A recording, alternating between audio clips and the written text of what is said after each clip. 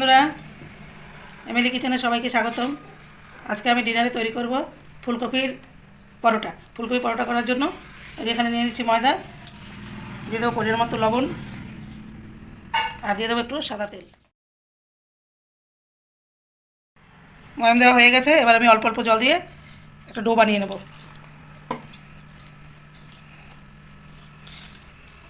মোটামুটি বেশি শক্ত না, বেশি নরমও না, এরকম একটা ডো বানিয়ে ময়দা একটা ডো বানিয়ে নিচ্ছি এইভাবে। এবার উপর থেকে একটু তেল দিয়ে এভাবে করে দেবো। এবার ঢেকে রাখবো, আধ ঘন্টার জন্য ঢেকে রাখবো। পরোটার পুরের জন্য ফুলকপি আমি এইভাবে কেটে নিচ্ছি, যে কেটেছি এইভাবে কেটে নেবো। জল গরম হয়ে গেছে, এবার ফুলকপিগুলো দিয়ে দেবো। একটু ভাপিয়ে নেব, ভাপিয়ে তারপরে গ্রেট করে নেব।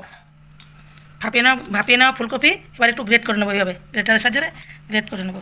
রান্নার জন্য ফুলকপি গ্রেট করে রেখেছি। আদা বাটা, ধনে পাতা, পেঁয়াজ কুচি, লঙ্কা কুচি। এবার কড়াইতে আমি তেল দিয়ে দেবো। কড়াইতে তেল দিয়ে দিয়েছি, তেল গরম হয়ে গেছে। এবার দিয়ে দেবো পাঁচফোড়ন।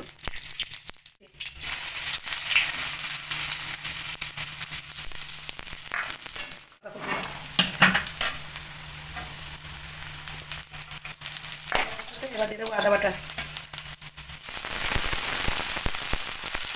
আমি পরিমাণ মতো হলুদ দেবো, পরিমাণ মতো হলুদ দিয়ে দিলাম। মশলাটা না পুড়ে একটু জল দিয়ে দিলাম। এবার দিয়ে দেবো গ্রেট করে রাখা ফুলকপি।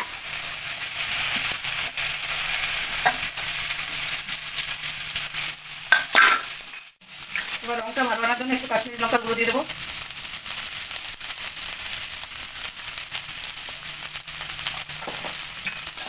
পরিমাণ মতো লবণ।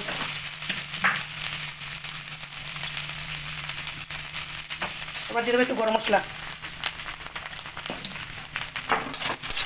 তারপর দিয়ে দেবো একটু ভাজা মশলার গুঁড়ো। পরোটার জন্য লেচি করে নিয়েছি, এবার বেলে নিচ্ছি, পুর দিয়ে নিচ্ছি ভিতরে।